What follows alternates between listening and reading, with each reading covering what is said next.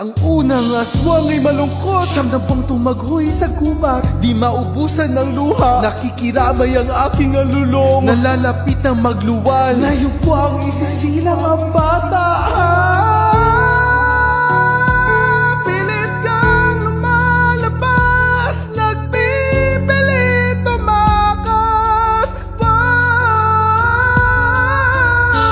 Dahil sa naipong inagpis, unti-unting nalunod sa luha poot ang sanggol sa sinapupunan.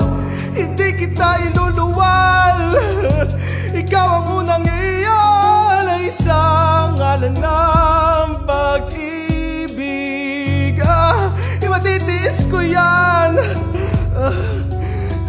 di masisilayan ang liwanag nitong daigdig. Anak ko,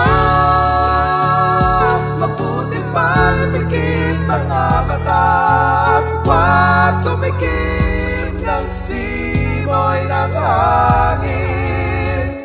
Malunod ka sa aking tubig, hindi ako magiging ina, pagkat ang inay may natitirang hawa. At pagkatapos ng pananaghoy, bigla siyang tumawa at sinabi, ang buot kong ito'y maghahagi sa aking katawan. Nagsimula na! Pilit akong hinihiwa sa dalawa ng pag-ibig at pagkamuhi. Pilit na hinahati ang aking katawan. Anong sakit, anong kirot ang mahati sa liwanag at dilim, sa lupa at langit, sa pagmamalasakit at paghiganti!